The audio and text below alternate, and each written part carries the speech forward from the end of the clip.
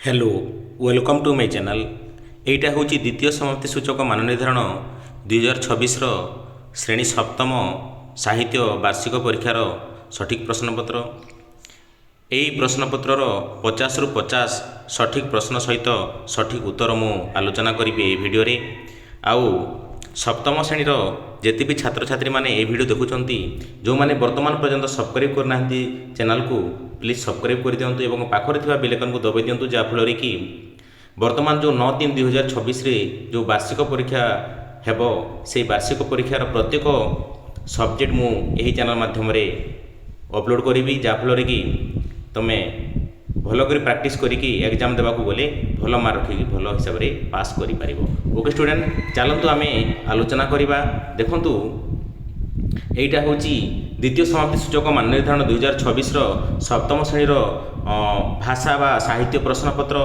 प्रथम एठी निज नाम लिखिबो, तापर रोल नंबर देबो, एठी तारीख देबो, तापर निज विद्यालय नाम लिखिबो, एठी ब्लॉक नाम लिखिबो, तापर एठी लिखिबो जिल्लार नाम। ओके, एठी निज जिल्लार नाम लिखिबो। समय 2 घंटा रहउची, आउ पृष्ठ संख्या 8, प्रश्न संख्या 28, आउ टोटाल मार्क रोचे 50 मार्क। 50 मार्क रो उत्तर आम देवा पड़ो 2 घंटा भितर। ओके स्टूडेंट, चलतु आम प्रश्न आड़ को जीवा। यहाँ प्रथम अनुच्छेद, यही अनुच्छेद रहिबो। ओके, देखंतु ये अनुच्छेद को आम भल कर पढ़ी तार उत्तर देवा। गोटे उत्तर देले आम 2 मार्क पाइबा। ओके, यहाँ हूँ तार अनुच्छेद, यहाँ ठीक हिसाब से पढ़। ये अनुच्छेद गुड़ी को जीवन क्षेत्र में धैर्यशीलता तथा स्थिर मस्तिष्कर अधिक प्रयोजन रही। यही धीर स्थिर चित्त केवल नियमित अभ्यास बल ही संभव होता है। व्यक्ति यही महत् गुणावलीर अधिकारी हो पारे कर्मक्षेत्र सफलता सुनिश्चित होता है। एमती तार माने ठीक हिसाब से भल हिसाब से पढ़। मु आगु पढ़ी उत्तर कर देइछि।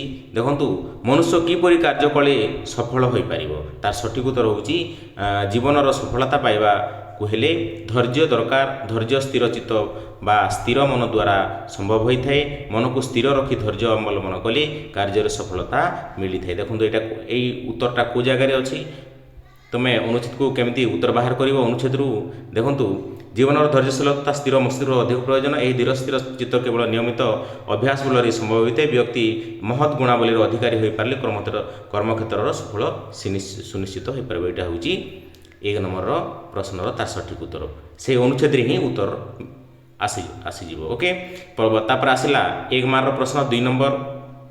देखो यहाँ है निम्नोक्त मध्य क्यों उक्ति उपरोक्त अनुच्छेद को बुझाऊँगी उपयुक्त उत्तर पाखे ठीक चिन्ह दियो। ये 4टा उत्तर दि जाइए। 4टा उत्तर भितर आम जो ठीक उत्तर रे आम राइट चिन्ह देले आम 1 मार्क पाइबा। यहाँ हूँ धीर पानी पत्थर काटे। ओके, यहाँ हूँ धीर पानी पत्थर काटे तार सठिक उत्तर। ओके, अनुच्छेद हिसाब से धीर पानी पत्थर काटे तार सठिक उत्तर। तापर 3 नंबर जीवन हाहाकार हो उठे कारण कौन। ओके, मनुष्य एक सामाजिक प्राणी, कौन सी काम सफलता ही तार दक्षता उपर निर्भरशील।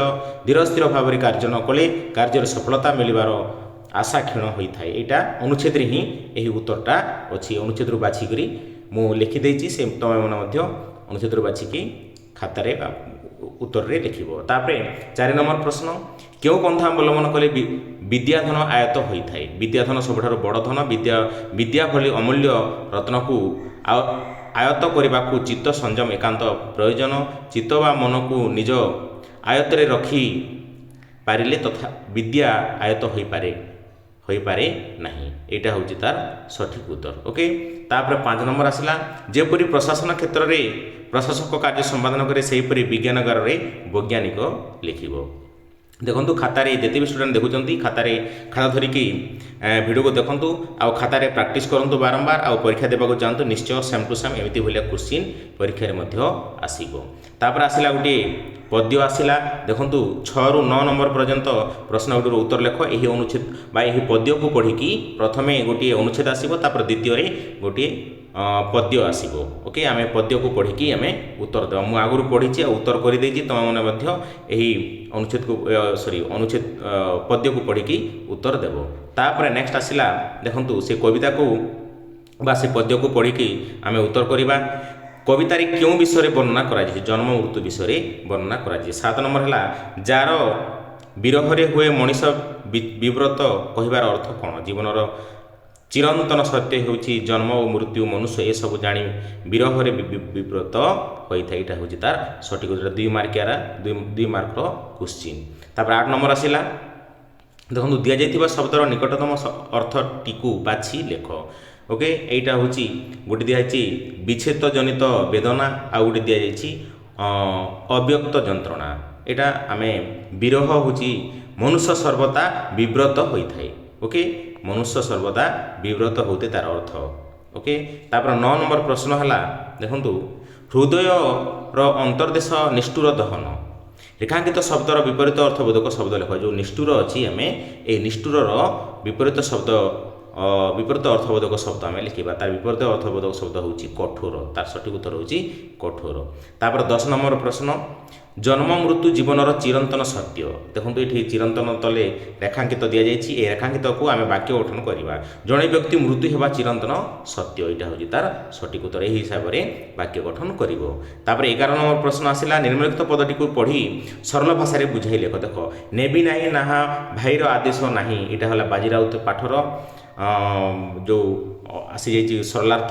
ସରଳାର୍ଥରେ ପ୍ରଥମେ ପାଠର ନାମ ଲେଖିବ, ତାପରେ କବିର ନାମ ଲେଖିବ। ଓକେ, এইটা কেবে ମଧ୍ୟ ଭୁଲିବ ନାହିଁ। এটা 2 ମାର୍କର ପ୍ରଶ୍ନ ରହୁଛି। ଆଉ ତାପରେ ନେବି ନାହିଁ ନାହା ଭାଇର ଆଦେଶ ନାହିଁ, ଏହି ଯେଉଁ 2ଟି ଧାଡ଼ି ଅଛି, এই 2ଟି ଧାଡ଼ିକୁ ନିଜ ସରଳ ଭାଷାରେ ମଝିରେ ଲେଖିଦେବ। ପ୍ରଥମେ ପାଠର ନାମ ଲେଖିବ, ତାପରେ କବିର ନାମ ଲେଖିବ, ତାପରେ ଯେଉଁ ସାରାଂଶ ଅଛି 2 ଧାଡ଼ି କିମ୍ବା 3 ଧାଡ଼ି ମଝିରେ ଲେଖିବ।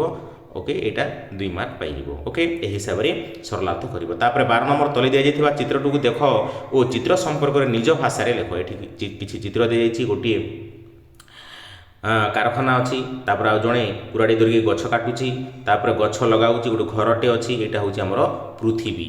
ଏଇଟାକୁ ଦେଖିକି ନିଜ ହିସାବରେ ଏଠି 3-4 ବାକ୍ୟ ଏଠି ଲେଖିବ। ଓକେ, ତାପରେ ନେକ୍ସଟ ଆସିଲା 13 ନମ୍ବର ପ୍ରଶ୍ନ, ନିମ୍ନରେ ଦିଆଯାଇଥିବା ସଲାପକୁ ପଢ଼ି ଏହାର ସାରମର୍ମକୁ ସଂକ୍ଷେପରେ ନିଜ ଭାଷାରେ ଲେଖ। ଓକେ, ଏଇଟା ହେଉଛି 3 ମାର୍କର କ୍ୱେଶ୍ଚିନ୍। ପ୍ରଧାନ ବାବୁ, ଏବେ ବି ସମୟ ଅଛି, ଆପଣ ବୁଝିବାକୁ ଚେଷ୍ଟା କରନ୍ତୁ। ସେମାନେ କାଦ୍ୟ ମେଞ୍ଚା ଯେମିତି ଗଢ଼ିବାକୁ ଚାହିଁବେ ଗଢ଼ିପାରିବେ। ପ୍ରଧାନ ବାବୁ, ଏଗୁଡ଼ାକ ମୋ ମୁଣ୍ଡରେ କିଛି ପଶୁନାହିଁ। ଏଇଟାକୁ ଆମେ କ'ଣ କରିବା, ଶିକ୍ଷକ ଆଉ ପ୍ରଧାନ ବାବୁ, ଓକେ, এই ଦୁଇ ଜଣଙ୍କୁ ନେଇକି ଆମେ ଗୋଟିଏ ସାରମର୍ମ ଏଠି ଲେଖିବା। ଏଇଟା ଖାତାରେ ପ୍ରାକ୍ଟିସ୍ କରିବ। এই ଯେଉଁ ବାକ୍ୟ ଦିଆଯାଇଛି ସେ ବାକ୍ୟକୁ ନେଇକି ଏଠି ସାରମର୍ମ ନିଜ ଭାଷାରେ ସଂକ୍ଷେପରେ ଲେଖିବ।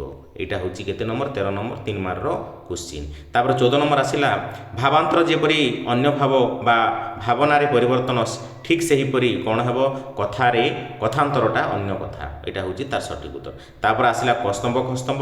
କସ୍ତମ୍ଭରେ ଦିଆଯାଇଥିବା ଶବ୍ଦକୁ ଖସ୍ତମ୍ଭର ଉପଯୁକ୍ତ ଶବ୍ଦ ଅର୍ଥ ସହ ଗାର ଟାଣି ଆମେ ଯୋଡ଼ିବା। ଅମିୟ ଅମୃତ, ତାପରେ ବିଧୁର କାତର, ବଧୁର ଖାଲଢିପ, ଗାତ୍ର ଶରୀର। এইটা ହେଉଛି ତାର ସଠିକ୍। এইটা କେବେ ମଧ୍ୟ ଛାଡ଼ିବ ନାହିଁ। ଏଇଟା 4 ମାର୍କର ପ୍ରଶ୍ନ ରହୁଛି, ଆଉ ଏଇଟା ଠିକ୍ ହିସାବରେ କରିବ। ଓକେ, ତାପରେ 16 ନମ୍ବରରେ ଆସିଲା, ତଳେ ଦିଆଯାଇଥିବା ଶବ୍ଦର ବିପରୀତାର୍ଥବୋଧକ ଶବ୍ଦ ଲେଖ ଓ ଉକ୍ତ ଶବ୍ଦକୁ ନେଇ ବାକ୍ୟ ଗଠନ କର। ଦେଖନ୍ତୁ ଦୂଷିତ ଶବ୍ଦକୁ ନେଇକି ଆମେ ବାକ୍ୟ ଗଠନ କରିବା। ପ୍ରଦୂଷିତ, ବାୟୁ ବହୁଳ ପରିମାଣରେ ପ୍ରଦୂଷିତ ହେବାରେ ଲାଗିଛି। ଏହି ହିସାବରେ ବାକ୍ୟ ଗଠନ କରିବ। ଏଇଟା ହେଉଛି 2 ମାର୍କର କ୍ୱେଶ୍ଚିନ୍। ଓକେ, ଆମେ ଯଦି ବି ଠିକ୍ ଉତ୍ତର ଦେବା ତାହେଲେ ଆମେ 2 ମାର୍କ ପାଇବା। 17 ନମ୍ବର, ଯେପରି ଜନକ ଶବ୍ଦ ସ୍ତ୍ରୀଲିଙ୍ଗରେ ଜନନୀ, ସେହିପରି ନିମ୍ନରେ ଥିବା ରେଖାଙ୍କିତ ପଦର ସ୍ତ୍ରୀଲିଙ୍ଗ ଲେଖ। ବିଶ୍ୱଜିତ ଜଙ୍ଗଲରେ ଏକ ଭୟଙ୍କର ବାଘ ଦେଖିଲା। ବାଘ, ଏଇଟା ଦେଖନ୍ତୁ ରେଖାଙ୍କିତ ଶବ୍ଦ ଅଛି, ବାଘର ବାଘୁଣୀ। ଏଇଟା ହେଉଛି ତାର ସଠିକ୍ ଉତ୍ତର। 18 ନମ୍ବରରେ ଆସିଲା, ଯୌଗିକ ବାକ୍ୟକୁ ବଦଳାଇ ଲେଖ ବୋଲିକି କୁହାଯାଇଛି। ଯେ ଆସିବା ହେତୁ ଆମେ ସମସ୍ତେ ଖୁସି ହେବୁ। ଯେ ଆମେ ବଦଳାଇ ଲେଖିବା ଆମେ ଯୌଗିକ ବାକ୍ୟରେ, ଯେ ଆସିବେ ଓ ଆମେ ସମସ୍ତେ ଖୁସି ହେବୁ। ଏଇଟା ତାର ସଠିକ୍ ଉତ୍ତର, 1 ମାର୍କର କ୍ୱେଶ୍ଚିନ୍। ଓକେ, ଶବ୍ଦଗୁଡ଼ିକୁ ଉପଯୁକ୍ତ କ୍ରମରେ ସଜାଇ ଅର୍ଥପୂର୍ଣ୍ଣ ବାକ୍ୟ ଗଠନ କରି ଲେଖ। ଆମେ ବନ୍ଧୁତ୍ୱ ହେଲେ ପ୍ରାପ୍ତ ତପସ୍ୱୀ ଗୌତମ ହୋଇ, ଏଇଟା ଏପଟେ ସେପଟେ ଦିଆଯାଇଛି। ଏ ବାକ୍ୟକୁ ଆମେ ସଜାଡ଼ି କରି ଲେଖିବା। ତାର ଉତ୍ତର ହେଉଛି, ମୁଁ ଲେଖିଦେଇଛି, ଗୌତମ ତପସ୍ୱୀ ହୋଇ ବୁଦ୍ଧତ୍ୱ ପ୍ରାପ୍ତ ହେଲେ। এইটা ହେଉଛି ତାର ସଠିକ୍ ଉତ୍ତର, 1 ମାର୍କର କ୍ୱେଶ୍ଚିନ୍।